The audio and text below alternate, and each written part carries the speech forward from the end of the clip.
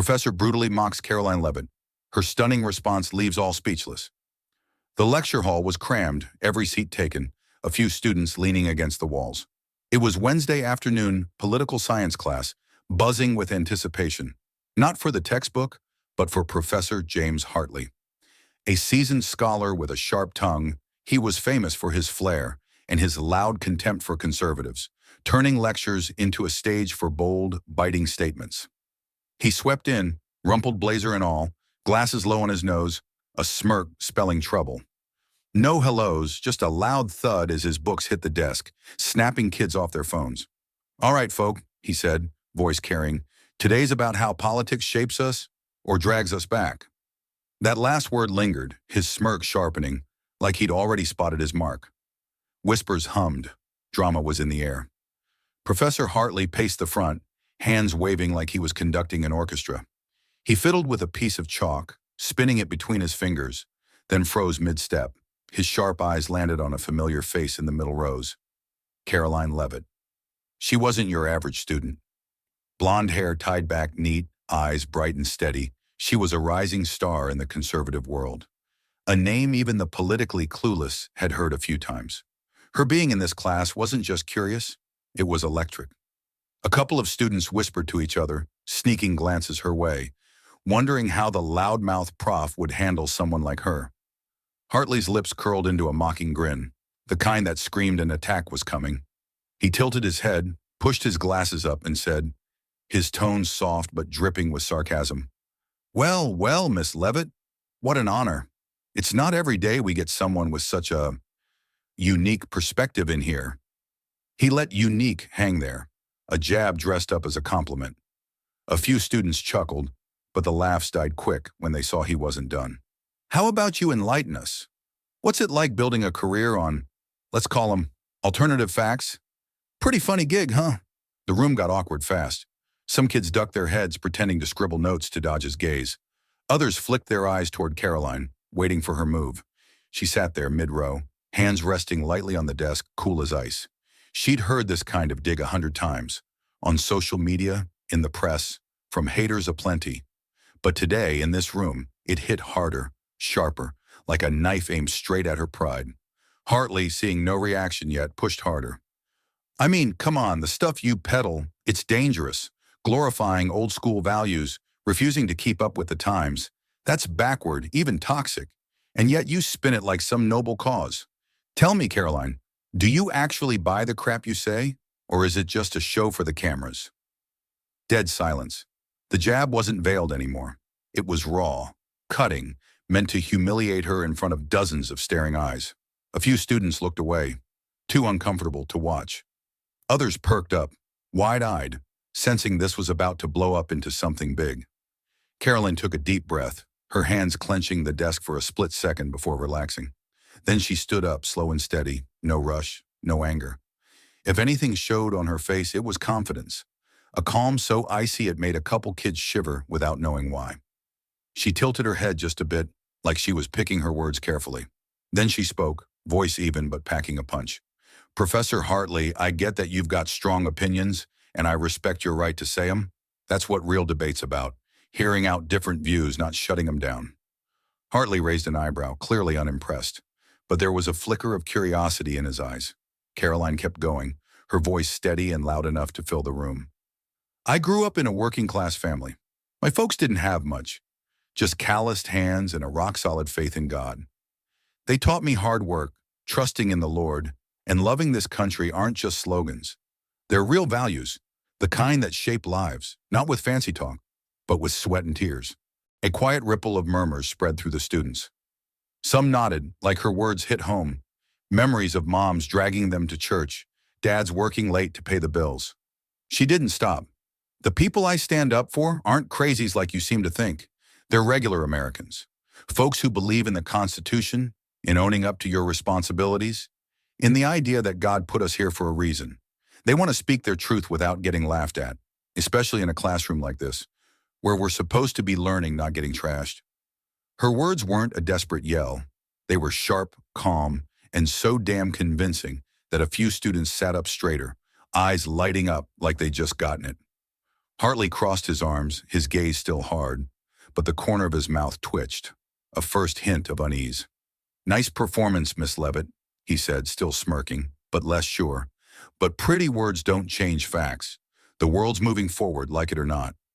Your ideas, God or no God, are stuck in the past." Caroline cracked a small smile, confident and chilling, like she'd been waiting for that line. "The world moves forward because people challenge ideas, Professor, not because they're forced to think alike. I'm here to learn and argue, not to get mocked. If you really believe in progress, the kind you preach about, you wouldn't be scared of different opinions. You'd welcome them, like God teaches us to listen and love even those who don't see things our way." The room went dead quiet. A few students swapped looks, their faces shifting from amusement to respect. A girl in the corner whispered to her friend, "She's kinda right." Hartley opened his mouth to fire back, but for the first time in his long, loud career, he hesitated. Him, the guy who always ran the show, who owned every argument, looked thrown even if just for a second, but he bounced back fast, forcing a thin laugh. "Miss Levitt, gotta hand it to you. You're cool under fire. Impressive. But let's not pretend this is about free speech. Your whole movement thrives on fake news and fear. You play the victim, but you're the one twisting reality, siding with folks who'd rather bury history than face it. Faith in God doesn't excuse turning your back on science and progress." He turned to the class, voice smug again. "Think about it, kids. What happens when a society clings to the past, refuses to evolve? It collapses. That's why her ideas are dangerous. They drag us backward, no matter how many times she name drops God." A few students nodded, reassured by his familiar spiel. Others stayed quiet, eyes darting between him and Caroline, waiting for her next move. She took a slow breath, hands clasped on the desk, steady as a rock. She looked up, locking eyes with him. "Professor Hartley, you say progress means ditching the past. I say wisdom's in learning from it. You call conservative values outdated. So when did hard work, faith in God, and personal responsibility go out of style?" She paused, letting it sink in, then kept going. "You say my ideas come from fear, but isn't fear what makes someone attack instead of argue? Isn't it fear that shuts down voices instead of hearing them out, like God asks us to? I'm not here to shove my beliefs down anyone's throat, but I'm not going to let you say my faith, or the faith of millions out there, is something to laugh at." Her question hung heavy, like an unspoken accusation.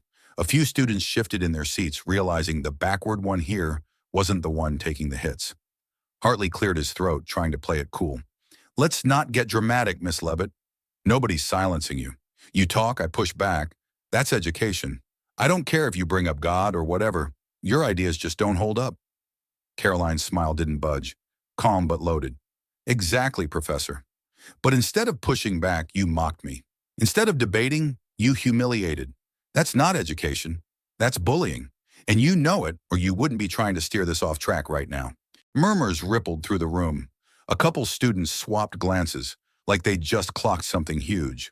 Hartley let out a scoff, fighting to stay on top. "Oh, spare me the victim act, Miss Levitt.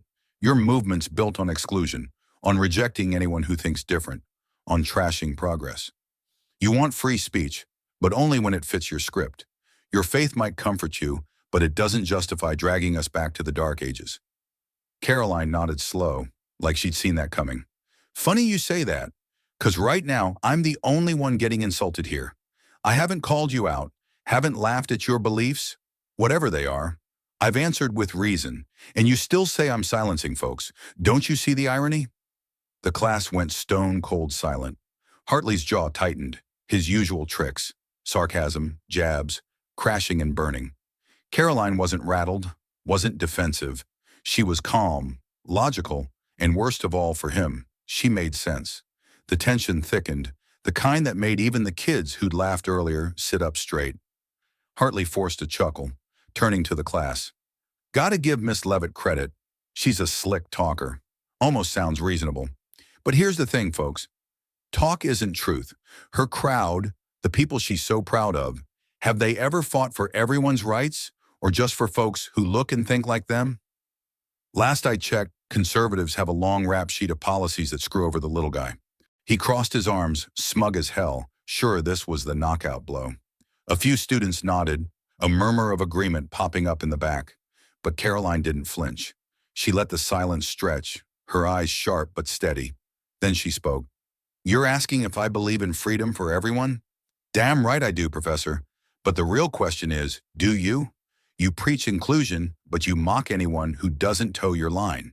You say conservatives limit rights, but here I am, a young conservative woman, getting trashed in a classroom that's supposed to be about free ideas." She stepped forward, voice firm. "I'm not saying history's perfect. Mistakes were made. But I believe in redemption, something my faith teaches me. You talk progress, but isn't real progress when we listen to each other? That's not education, it's indoctrination. People are pushing back not because they're scared of moving forward, but because they're sick of being told believing in God, family, and responsibility doesn't belong in today's world." The vibe shifted hard. Students leaned in, whispering, even the skeptics starting to question their own takes. Hartley opened his mouth, but the words didn't flow like usual. He glanced around, seeing his grip on the room slipping. The chuckles that used to back his jabs were gone, replaced by stares sizing him up. Caroline softened her tone, but the steel stayed. "I came here wanting to hear other views, 'cause I believe in debate, in questioning everything, even myself. But I also believe respect's a two-way street. If you really stood for progress, Professor, you'd welcome different voices, not try to stomp them out like they're a threat." Hartley stood there, his rock-solid authority crumbling. He cleared his throat, grasping for control. "All right, let's get back to the lecture. Page 45. But before he could turn away, something wild happened. Applause broke out. It started small, a few hesitant claps, then spread. Not everyone, but enough to matter. Some clapped hard, others just nodded, but they all agreed. Caroline had done something big. Hartley's face tightened, his knuckles white around the chalk till it snapped. He spun back to the board, muttering, "Okay, open your books."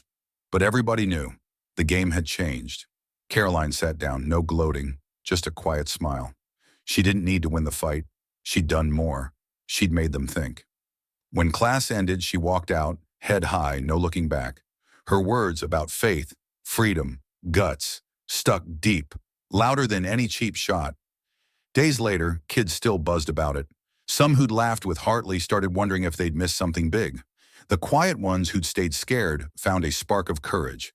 That class wasn't just a showdown. It was a wake-up call that real strength isn't in tearing down, but in standing firm with clear, unshakable truth. The clash between Caroline Levit and Professor Hartley carries a deep message. Real strength isn't found in aggression or force, but in steadfastness and respect for your values. Caroline, grounded in faith in God, family, and responsibility, faced ridicule with unshakable calm, showing us that standing your ground doesn't mean yelling or tearing others down. For middle-aged and older folks who've navigated life's changes, this rings true. Traditional values like hard work and faith still matter, not to hold us back, but to anchor us in a fast-changing world. Nowadays, when social media and debates often turn into shouting matches, her story reminds us to listen and respect others, even when we disagree, just as she did with Hartley. In a society growing more divided, her lesson of composure, conviction, and honest dialogue shines bright.